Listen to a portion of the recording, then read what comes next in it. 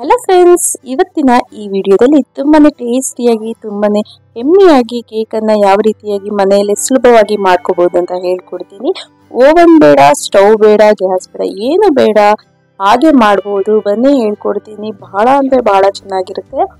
ಒಮ್ಮೆ ಟ್ರೈ ಮಾಡಿ ನೋಡಿ, ಮತ್ತೆ ಮತ್ತೆ ಮಾಡ್ಕೊಂಡು ತಿಂತೀರಾ, ಅಷ್ಟು ಚೆನ್ನಾಗಿರುತ್ತೆ. ಈ ಕೇಕ್ ಅನ್ನ ಯಾವ ರೀತಿಯಾಗಿ ಮಾಡಬೇಕು ಸ್ಟೆಪ್ ಬೈ ಸ್ಟೆಪ್ ಹೇಳ್ಕೊಡ್ತೀನಿ.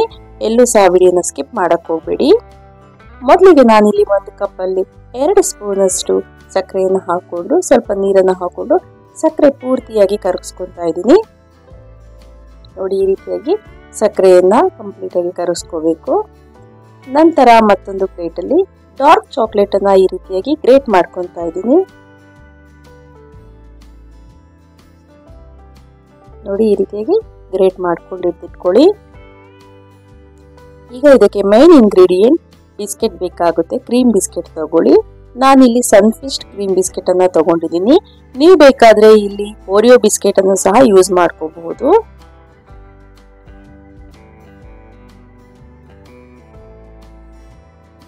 ಈಗ ಇದನ್ನ ಗ್ರೈಂಡ್ ಮಾಡ್ಕೊಳ್ಳಿ. ಈಗ ನಾವು ಗ್ರೈಂಡ್ ಮಾಡ್ಕೊಂಡು ಪೌಡರ್ ಮಾಡ್ಕೊಂಡಿರೋದನ್ನ ಒಂದು ಬೌಲ್ಗೆ ಹಾಕೋಬೇಕಾಗುತ್ತೆ. ಈ ರೀತಿಯಾಗಿ ನುಣ್ಣಗೆ ಗ್ರೈಂಡ್ ಮಾಡ್ಕೊಳ್ಳಿ. ನಂತರ ಇದಕ್ಕೆ ನಾನು ವಾರ್ಮ್ ಮಿಲ್ಕ್ ಅನ್ನ ಸ್ವಲ್ಪನೇ ಹಾಕೊತಾ ಇದ್ದೀನಿ. ನೀವು ಇಲ್ಲಿ ಬಿಸಿ ಮಾಡಿ ಇಟ್ಕೊಂಡಿರುವಂತಹ ಹಾಲನ್ನ ಹಾಕೋಬೇಕಾಗುತ್ತೆ. ಈ ಕನ್ಸಿಸ್ಟೆನ್ಸಿ ಬರಬೇಕು, ಅಲ್ಲಿವರೆಗೂ ಸ್ವಲ್ಪನೇ ಹಾಲನ್ನು ಹಾಕೊಳ್ಳಿ. ತುಂಬಾ ಹಾಲನ್ನು ಒಮ್ಮೆನೆ ಹಾಕೋಬೇಡಿ. ಇಷ್ಟು ಕನ್ಸಿಸ್ಟೆನ್ಸಿ ಬಂದ್ರೆ ಸಾಕು. ಈಗ ಇದನ್ನ ಪಕ್ಕಕ್ಕೆ ಎತ್ತಿಟ್ಕೊಳ್ಳಿ. ಈಗ ಇದಕ್ಕೆ ನಾನಿಲ್ಲಿ ಬ್ರೆಡ್ ಸ್ಲೈಸಸ್ ಅನ್ನ ತಗೊಂಡಿದ್ದೀನಿ. ಈಗ ನಾನು ಸೈಡ್ ಅಲ್ಲಿ ಇರುವಂತಹ ಪಾರ್ಟ್ ಅನ್ನ ಕಟ್ ಮಾಡ್ಕೊತಾ ಇದ್ದೀನಿ.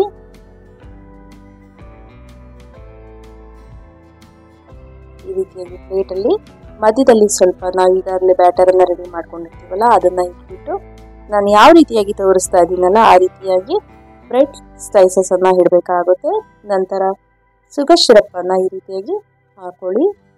ನೀವು ಸೈಡಲ್ಲಿ ಕಟ್ ಮಾಡ್ಕೊಂಡಿರ್ತೀರಲ್ಲ ಬ್ರೆಡ್ ಪೀಸಸ್ ಅನ್ನ, ಅದನ್ನ ನೀವು ಡ್ರೈ ಮಾಡಿಕೊಂಡು ಪೌಡರ್ ಮಾಡಿ ಇಟ್ಕೊಂಡ್ರೆ ನೀವು ಕೋಟಿಂಗ್ ತರ ಯೂಸ್ ಮಾಡ್ಕೋಬಹುದು. ನಂತರ ಈ ರೀತಿಯಾಗಿ ಬ್ರೆಡ್ ಸ್ಲೈಸಸ್ಗೆ ನಾವು ಈಗಾಗಲೇ ಬ್ಯಾಟರ್ ರೆಡಿ ಮಾಡ್ಕೊಂಡಿರ್ತೀವಲ್ಲ ಅದನ್ನ 1 by 1 ಈ ರೀತಿಯಾಗಿ ಹಚ್ಚಬೇಕಾಗುತ್ತೆ. ನಂತರ ನಾನು ತೋರಿಸ್ತಿರೋ ರೀತಿಯಲ್ಲಿ ಮೊದಲು ಶುಗರ್ ಸಿರಪ್ ಅನ್ನು ಹಾಕಿ ಅದಾದ ನಂತರ ನಾವು ಈ ರೀತಿಯಾಗಿ ಬ್ಯಾಟರ್ ಅನ್ನ ಹಾಕೋಬೇಕಾಗುತ್ತೆ.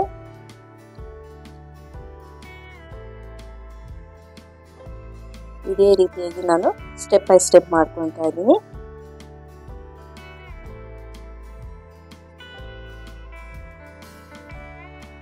ನಾನು ಇಲ್ಲಿ 3 ಸ್ಟೆಪ್ ಅನ್ನ ಮಾಡ್ಕೊಂಡಿದ್ದೀನಿ. ಇಲ್ಲಿ ನಾನು 6 ಸ್ಲೈಸಸ್ ಬ್ರೆಡ್ ಅನ್ನ ತಗೊಂಡಿದ್ದೀನಿ. ನಂತರ ಈಗಾಗಲೇ ನಾವು ಗ್ರೇಟ್ ಮಾಡ್ಕೊಂಡಿರುವಂತಹ ಚಾಕ್ಲೇಟ್ ಪೌಡರ್ ಏನಿರುತ್ತಲ್ಲ ಅದನ್ನ ಇದ್ರ ಮೇಲೆ ಹಾಕೊಳ್ಳಿ ಡೆಕೋರೇಷನ್ಗೆ.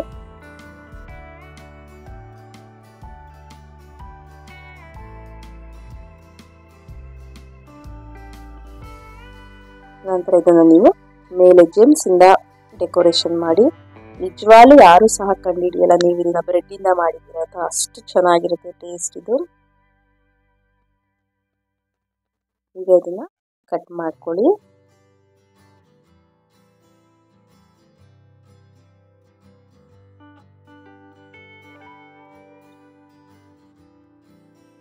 ನೀವು ಬ್ಯಾಟರ್ ಅನ್ನು ತುಂಬಾ ತೆಳ್ಳಗೆ ಮಾಡ್ಕೊಳಕ್ ಹೋಗ್ಬೇಡಿ. ಆದಷ್ಟು ಸ್ವಲ್ಪ ತಿಕ್ ಆಗಿದ್ರೇನೆ ಚಂದ ಬ್ಯಾಟರ್. ತುಂಬಾ ಟೇಸ್ಟಿಯಾಗಿತ್ತು. ಈ ವಿಡಿಯೋ ಇಷ್ಟ ಆಗಿದೆ ಅಂತ ಅನ್ಕೊಂತೀನಿ. ನೀವು ಸಹ ಒಮ್ಮೆ ಟ್ರೈ ಮಾಡಿ ನೋಡಿ ಹೇಗಿತ್ತು ಅಂತ ನನಗೆ ಕಮೆಂಟ್ ಮೂಲಕ ತಿಳಿಸಿ. ಎಲ್ಲರಿಗೂ ತುಂಬ ಹೃದಯದ ಧನ್ಯವಾದಗಳು. Thank you.